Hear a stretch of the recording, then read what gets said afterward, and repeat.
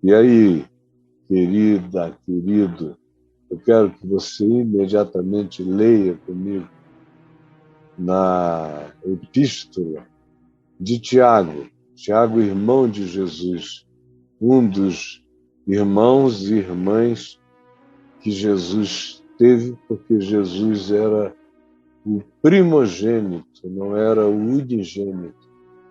E depois dele, Maria e seu esposo José tiveram a bênção de gerarem outros filhos e outras filhas, cujos nomes são mencionados nos evangelhos. E no Novo Testamento nós temos dois irmãos de Jesus com cartas aqui incluídas. Essa epístola, esse texto de Tiago e um outro de Judas, que também é o irmão de Jesus. Lendo aqui em Tiago, no capítulo 3, do verso 13 ao verso 18, você encontra isso. Preste atenção, olha só. Ele pergunta a mim, a você, e pergunta em qualquer lugar, a qualquer pessoa, ou a qualquer assembleia, aonde essa questão apareça, e aonde a necessidade dela seja vigente, esteja presente. Ele pergunta: quem entre vós é sábio e entendido? É no meio dos argumentos, é na guerra das ideologias, das filosofias, dos pensamentos, das religiões, dos dogmas, das morais religiosas, do que quer que seja. Quem dentre vós aí, no meio dessa confusão, dessa discussão, quem é sábio? Quem de fato é entendido?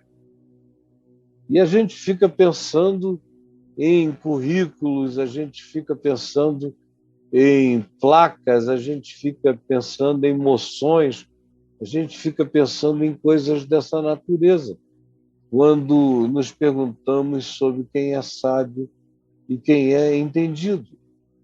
Mas aqui se prossegue dizendo: se há alguém assim, mostre, exiba, demonstre. É algo que é feito com a categoria das ciências, da demonstração, da comprovação, da explicitação, da publicação insofismável. Demonstre, mostre, traga à luz, em mansidão. É como se fosse a fórmula do IFA. Em mansidão. Tem que estar presente nessa natureza. Mostre em mansidão de sabedoria, através de condigno proceder. Sabedoria mansa, procedimento condigno, adequado com a sabedoria, com aquilo que a gente possa chamar de sabedoria, não de esperteza, não de astúcia, não de malandragem, não de qualquer coisa a isso semelhante. É sabedoria que tem condigno proceder. Mostre assim. E que isso apareça como demonstração, como uma prova num laboratório. Ele diz que seja assim e que apareça como obra, como evidência palpável, concreta, tangível, verificável, e que mostre-se pelo comportamento, pela vida, onde o indivíduo é o laboratório e ele é a demonstração de que aquilo é real, de que aquela sabedoria, aquele entendimento vêm de onde se deve vir. E é por isso que eu coloquei um tema àquilo que você vai ouvir de mim hoje, à noite aqui. As duas sabedorias e seus estados antagônicos. Demonstre, mostre qual a natureza da sua sabedoria, porque aí ele faz a descrição de uma primeira expressão e demonstração de sabedoria. A primeira, que é uma sabedoria estranha, cuja natureza da sabedoria vem das trevas. É a própria natureza da sabedoria das trevas. E você enxerga isso entre os versos 14 e 16, onde Tiago diz: se, pelo contrário, ao invés de ser a demonstração da mansidão da sabedoria, mediante o condigno proceder e a demonstração de obras verificáveis, se ao invés disso, o que se tem, mesmo que do lado de fora a gente venha carregar de fingimento, mas se o que se tem ao invés disso, se tem no coração, se tenha na subjetividade, não precisa que seja objetivo, basta que seja na subjetividade, o contrário da verdadeira sabedoria, que é essa sabedoria da astúcia das trevas, é assim descrita. Ela é feita de inveja amargurada. Inveja é uma coisa horrorosa. Amargurada, ela é absolutamente uma inveja tipo P1. É uma variante de uma perversidade incomparável, a inveja amargurada, ressentida. Além de tudo, quer o que é do outro, às vezes quer o outro, às vezes quer ser o outro. É a inveja que se frustra nessa tentativa inalcançável de ser o outro, inalcançável de ser o outro. E o que acontece? Acontece é que se desenvolve aí a inveja amargurada. E ela tem um poder, uma letalidade relacional absolutamente extraordinária. A inveja amargurada. Aí você vê como descrição da natureza das trevas, da sabedoria que é astúcia perversificada, mas o seguinte, veja só, além da inveja amargurada, você tem um outro componente que é o sentimento faccioso. É o que está dito aqui. Se você tem no coração, não precisa ser, portanto, por lado de fora, pode ser na subjetividade. Inveja amargurada e aquele sentimento de divisão. É um diabolos, é o verdadeiro diabo habitando você. Diabolos significa aquele que divide. É o que gera a facção, é o que chega para criar a força dos antagonismos perversos, malignos. Sentimento faccioso sempre está presente nessa sabedoria da perversidade e da escuridade. Aí vem uma terceira descrição da natureza desse sentimento, dessa situação subjetiva, que é o desenvolvimento do negacionismo, que aqui se chama de mentir contra a verdade.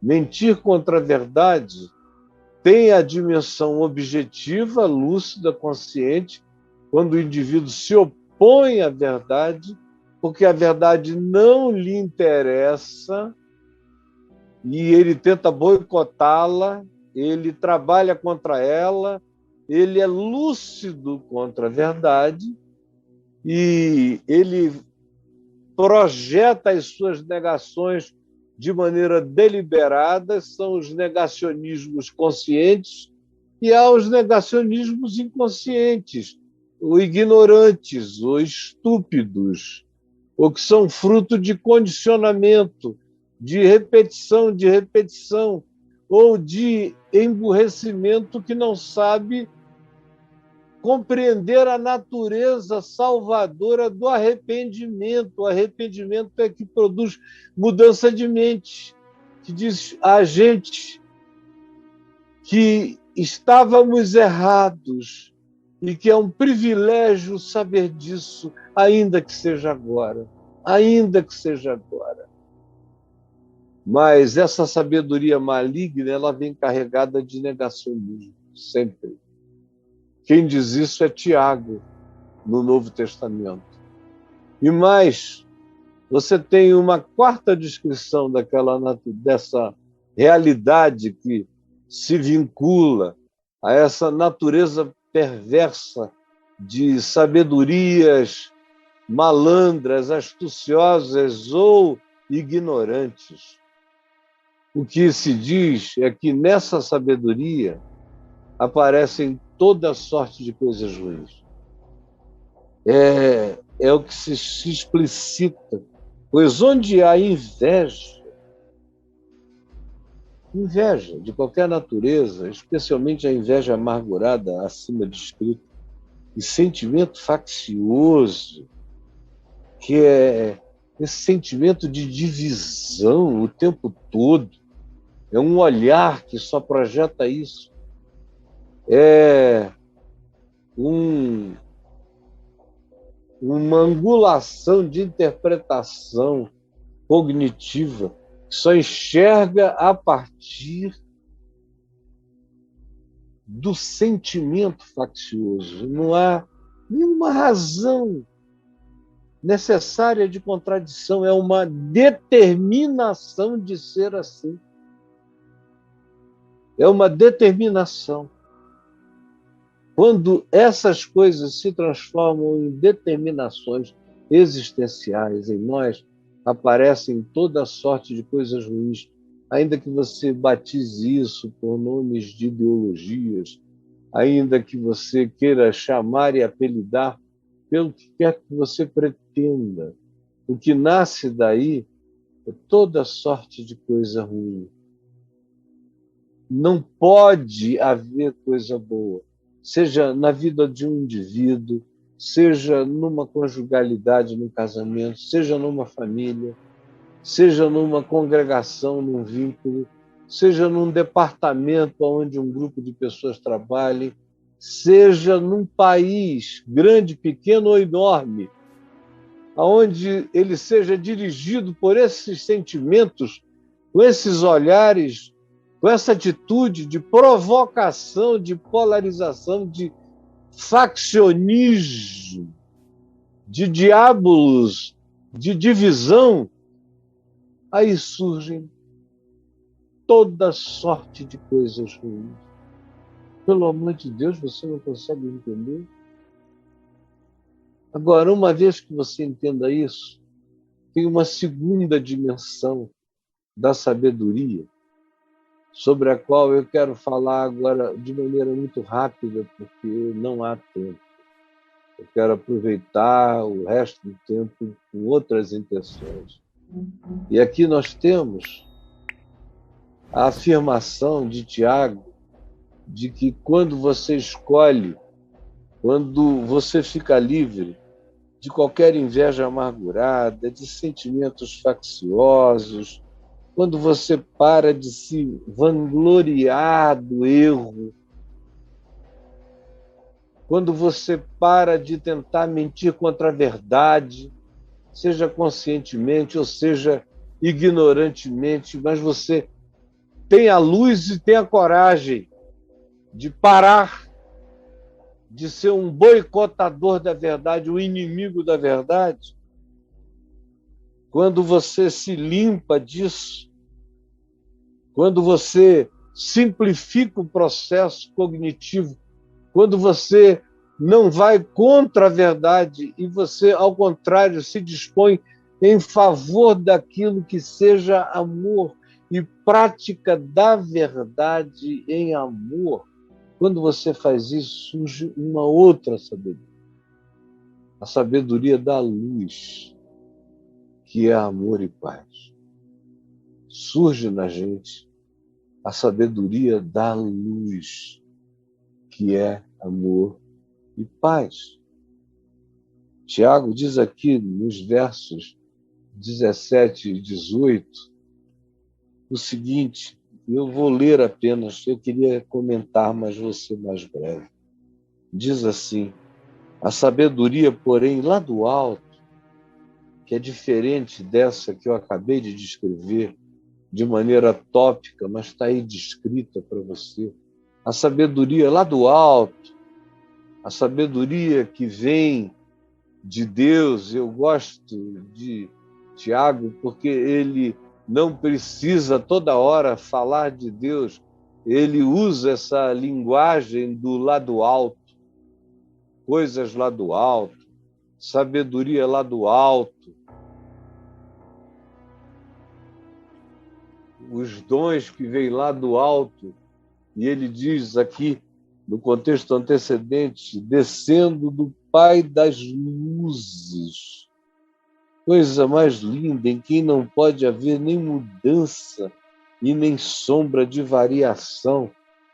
E aqui afirma ele, a sabedoria da luz é amor e paz. Olhe só, a sabedoria lá do alto é diferente. Primeiro, ela é pura. Ela não complexifica o que ela consegue simplificar na vida. Ela carrega essa natureza de preciosidade, de olhar raro e limpo, olhar puro, carregado da ausência da malícia, da maldade na interpretação. Esse é o olhar puro, que vem primeiramente, que habita a base cognitiva dessa sabedoria que vem lá do alto. É um olhar puro. Depois, é pacífico esse olhar, porque essa sabedoria é pacífica. Esse olhar é pacífico.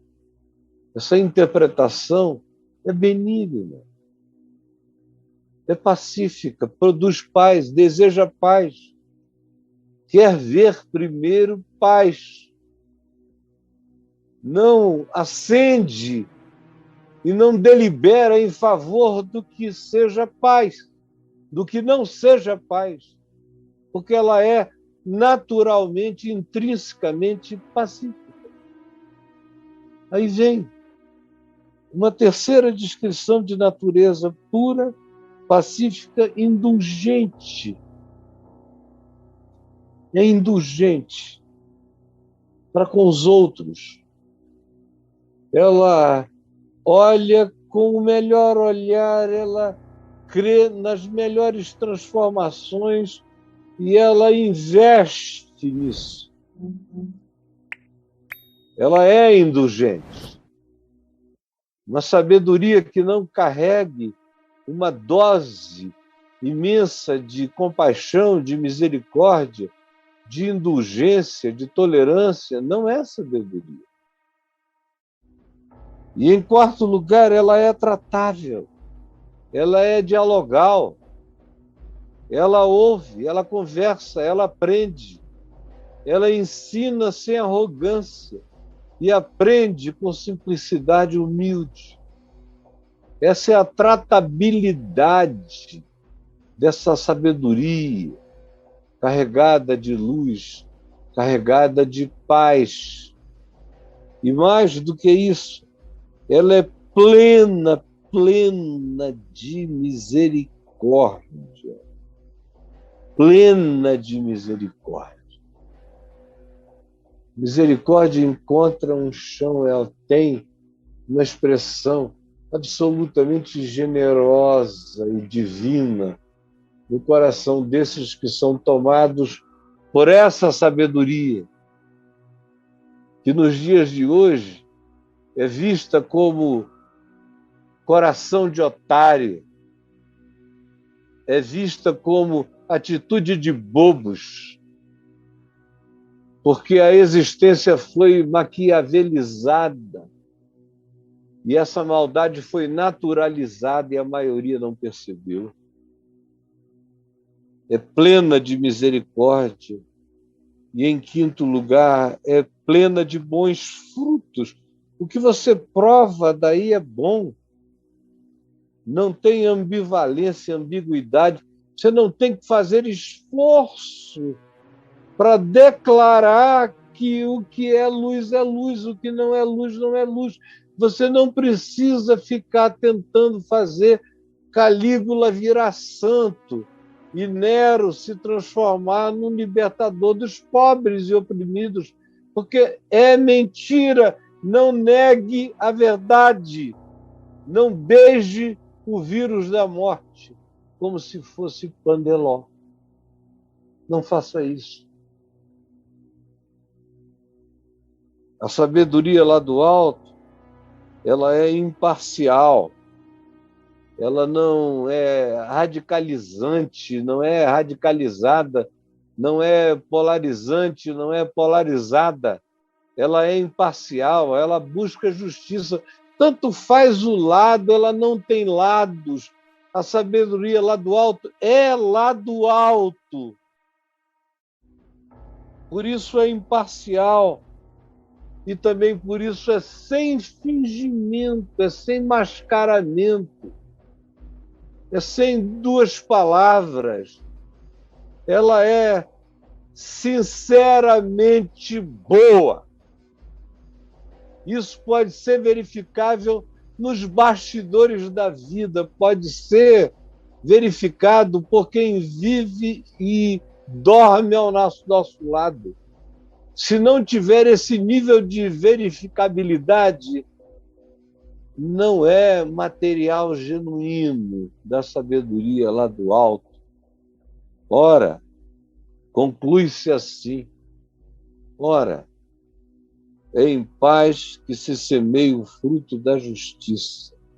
É em paz que se semeia o fruto da justiça. Não há como alguém semear o fruto da justiça com ódio, com faccionismo, com inveja amargurada, com sentimentos malignos, mentindo contra a verdade, com parcialidade, com negacionismo. Não é possível. Aí surge toda sorte de confusão, aparecem todas as naturezas de coisas ruins.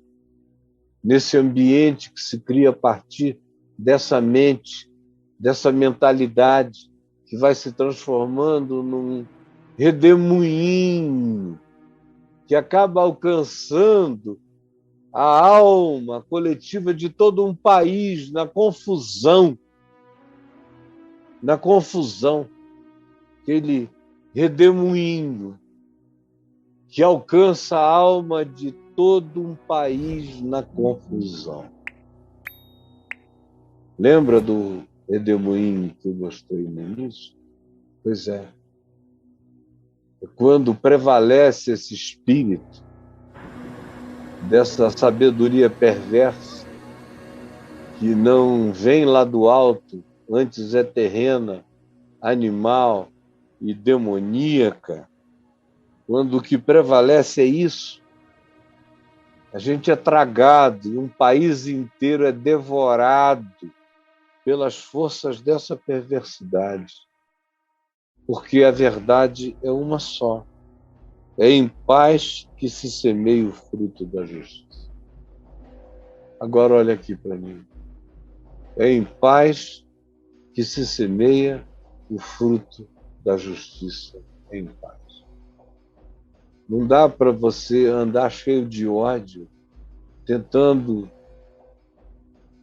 polarizar com a sua esposa, com a sua família, com os seus grupos relacionais, nem tampouco nos ambientes maiores de qualquer que seja o país onde você viva.